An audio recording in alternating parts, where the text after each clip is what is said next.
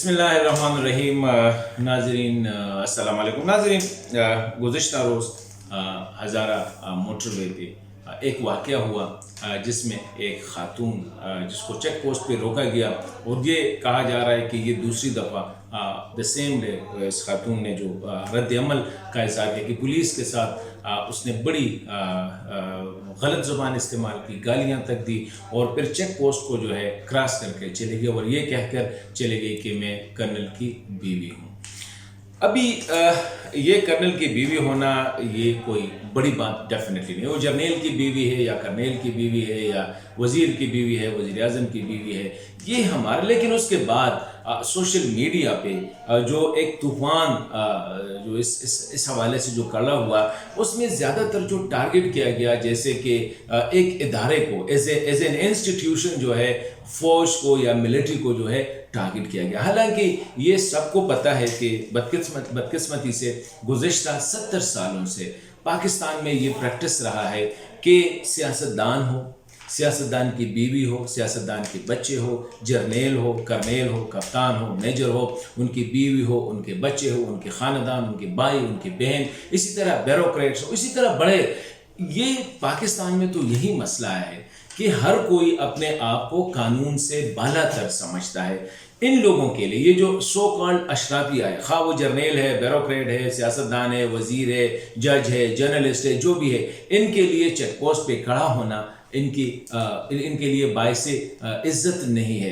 कानून का एहतराम करना इनके लिए जो है ये एक इज़्ज़त वाला काम नहीं है, ये बेइज्जती समझते हैं। पुलिस को थप्पड़ मारना ये हमने बहुत ज़्यादा देखा है और पुलिस बेचारा ये तो रूटीन का उनकी प्रैक्टिस होती है कि पुलिस के साथ इस किस्म के रवैये जो है वो इख्तियार किए जाते हैं।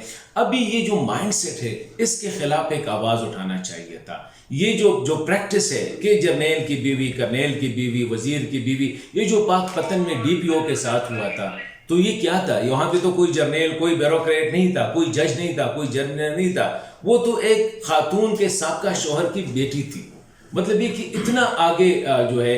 तो ये या इसी वीडियो के ज़रिए मैं जो समझता हूँ वो ये है कि हम एज ए सोसाइटी, ये जितने भी इंटेलिजेंसिया है सोशल मीडिया पे, हमें चाहिए था कि इस माइंडसेट के ख़िलाफ़ बात करें, इसको कंडेम करें, इसको कानून के दायरे में ले आए। तो वो फोकस हम लूज़ कर गए और हम गए और इदारे जिस तरह हिस्टोरिकली एक रिजेंटमेंट तो डेफिनेटली कुछ एक तबका है जो कि ये समझता है कि इस मुल्क में जो हो रहा है ये फ़ौज इसमें मुलविस है, जर्नेल इसमें मुलविस है, किसी न किसी हद तक तो शायद इसी तरह होगा। लेकिन जितना उन पे गन डाला गया, मेरे ख्याल में ये उन लोगों के लिए रास्ता दिया गया जो ये प्रैक्टिस करते हैं। हमें ये कंडेम करना चाहिए था कि जो भी जर्नेल की बीवी, कर्नेल की बीवी, वज़ीर की बीवी, ब्यूरोक्रेट की बीवी, जज की बीवी, जो भी हो, लेकिन हर कोई बंद जो है ना वो कानून से बालातर नहीं है। तो इस किस्म के वाक़यात होते रहेंगे, पहले भी होते रहे, अब भी होते रहेंगे। इसी तरह जो है हम डिफोकस होते जाएंगे।